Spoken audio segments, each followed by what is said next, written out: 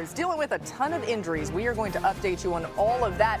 The Rams could be licking their chops tonight, but it's the NFL, so you never want to assume anything, right? As we welcome you in here, Lindsay Theory is in L.A. covering tonight's game. Of course, she joins us now. Lindsay, as I said, injuries a big issue for San Francisco right now. Let's start with the quarterback position, where Brock Purdy is out tonight. Laura, Brock Purdy's out. Mac Jones will get the start again. He has confidence in his ability to step up. He won a couple of games for the Niners in weeks 2 and 3. He says he believes in his process when it comes to preparation, regardless of whether he knows he's going to start or come in off the bench. Obviously tonight, very clear he will be the starter. Here's what's going to be Mac Jones' biggest challenge tonight, among other things. Who is he throwing the football to? He's without several receivers. Juwan Jennings is out. Ricky Pearsall is out. And let's not forget, Brandon Ayuk is yet to play this season. George Kittle is on injured reserve. So we could probably going to see a lot of Christian McCaffrey. Demarcus Robinson will start, as will Kendrick Bourne. I have to check the depth chart because they are so far down that chart, Laura, as they try to make do with a lot of backups. And plus, Mac Jones says in his preparation for the Rams, he believes that they are the best defense right now in the NFL. Yeah, it's great stuff. We'll continue to keep you updated on everything around this game as it's coming your way. 2 3-1 teams, by the way, despite what the 49ers are dealing with their injuries. Thanks to Lindsay. All right, Byron Young and the rest of this Rams defense has been impressive in the early going. That's what the 49ers are dealing with tonight. Currently tied for second in sacks, top 5 in turnovers and touchdowns allowed. 49ers offense, meanwhile, has struggled to take care of the ball. Their 8 turnovers, tied for the most, actually, in the NFL. Dan Orlovsky and Jason McCourty are here. What's up, guys? What's going on? How are you doing? Dan, Happy birthday. Happy birthday, Ron. Thank you, guys. Happy you know what? birthday. Nowhere else I'd rather be spending my birthday. Well, really? No, but this is watching a Rams touchscreen? This is pretty great. I can't wait for that. Dan, why is this Rams defense such a problem for teams right now? Yeah, so one of the things that happened this year with this Rams, or last year, was that front four became such a viable part of their rush, and they were relatively vanilla with a lot of the things they did last year schematically. Then this year, what they've started to do is kind of expedite the simulated pressure from their defenses. And I would tell everybody from the offensive perspective, some of the things that they're doing with those simulated pressures and the lack of information they're giving quarterbacks with both the rush and the coverage is one of the reasons why that they are creating such dominant matchups and a lot of confusion for quarterbacks. So I'll start with the first one. A couple things. When I, as a quarterback, get to the line of scrimmage, I see this, basically a flat line. Naturally, that's a cover 0 indicator or cover 4, but I'm not really getting any information from the defense starting point. The second thing is I see a vacancy space-wise in the slot. So I'm like, okay, well, I'm anticipating a pressure then because somebody has to have some type of responsibility in either person or area. And then I go here. Well, that defensive end is standing up. He's probably going to be a dropper, but then that defensive end is standing up as well. So that's not an indicator either. What happens is this. The Rams are going to bring pressure. They're going to do that simulated pressure where they go here, here, and up the field. And then this guy's a pressure guy. Now, J-Mac, I get a dropper, right? I get that dropper right there. And from an offensive perspective, I go, okay, I got 1, 2, but they have 1, 2, 3. Well, that's advantage them. I'm outnumbered. Absolutely. And then I go up top and they go, I have 1, 2, 3, but you have 1, 2, 3, 4. I'm in a bad space offensively. Exactly. And for us as a defense right now, I love that you showed this, and it's just a 4-man rush. But when you give us empty, now we have a lot of times have to get into what we call our empty check. And this right here is a defense that allows them to go 4-on-3 up top. And then now here for these guys down the bottom, he knows I have help inside, and I can force that. But I'm going to have to close to this guy because he's just a spot dropper. He's not going to collision or run with this guy. The beauty of this is up top. Now you get a chance to have 2 DBs, a safety right here and a corner up top. They're looking to see how these 3 are displaced once the ball snaps. 2 of these guys go vertical. That means I have the inside guy, you have the outside guy.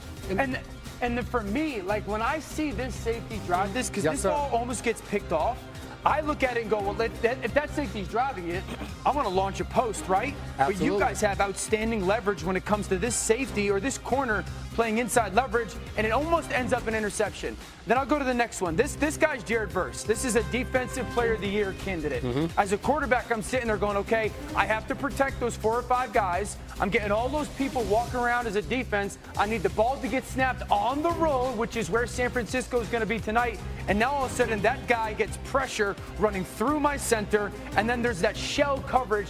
As an offense, I have nowhere to go with the football, also having to deal with the huge pressure. And the beauty of this is you see all of those guys running around. Behind Daniel Jones is a play clock. This is a third down situation. Those guys are paying attention to the motion, to the tap by the guard, but they're also looking at that play clock, knowing when they got to get down and get to this blitz. And the beauty of it is now you have a dropper, and all we're doing is playing coverage. And you guys got 7 guys in coverage once again with only 4 rushers, and they get Verse on the center.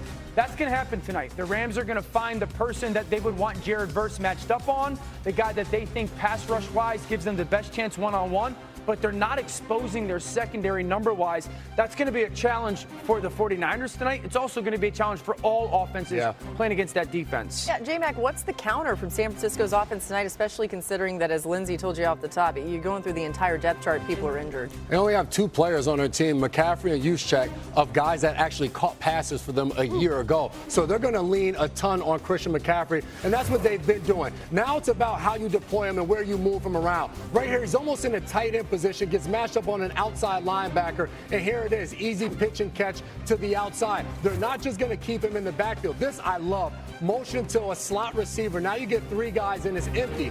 You expect McCaffrey to run a running back route, but this isn't that. He runs what we call a 7-cut, a deeper out, and scores the touchdowns against the New Orleans Saints. This, Dan, I don't know where you call this placement of the running back. Motion's out. He's in a wide receiver stance. He runs a comeback. Oh, yeah. This is a wide receiver route that he's able to get one-on-one and beat his guy. And this is a 4th down situation. Motions to a bunch on the outside, and now you force communication between 2 DBs, and here it is on a 4th and 2. They pick up a 1st down. This is in the 4th quarter of this game. So for McCaffrey, how do you move him around Kyle Shanahan? Because they're going to be keyed in on him, but you still got to find ways to get him the ball. Yeah, and real quick, easily, I think the 49ers need to find easier completions for their quarterback early tonight. A lot of last week was Brock Purdy too much downfield. Easier completions tonight. One area to watch was CMC. The Rams have the best goal-to-go defense this season. McCaffrey has the most goal-to-go rushing attempts. Let's get Adam Schefter in here with some top stories. And Shefty, we start in Baltimore. All eyes on Lamar Jackson's status this week. Laura, for the 2nd straight day today, Lamar Jackson did not practice due to that hamstring injury, and it's looking like he'll be unable to play Sunday against the Houston Texans, which would mean that Cooper Rush would step in and start for Lamar Jackson. Let's keep in mind, the Ravens play the Rams at home next week before there's a bye, so they could opt to hold him out of 2 games and get a month's worth of rest.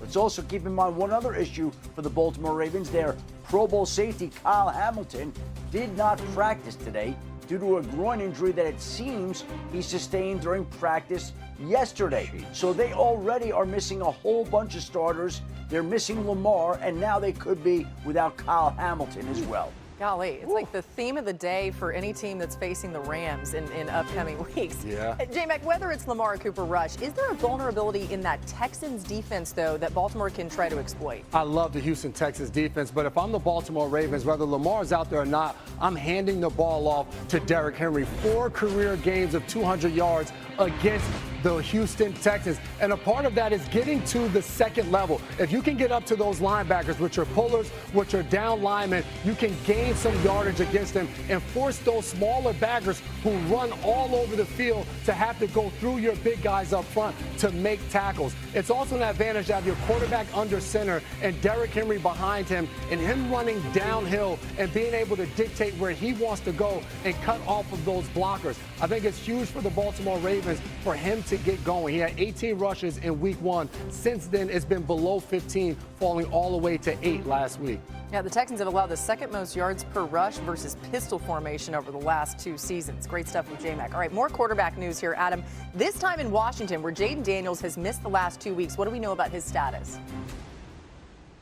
Doctors have cleared him to return to practice, and he believes he's going to be able to play on Sunday against the Los Angeles Chargers. So that's good news for Jayden Daniels, who missed the last 2 weeks with a knee sprain. He was replaced by Marcus Mariota, but the doctors feel like he's made progress with the 2 weeks off, the 2 games he's missed, and now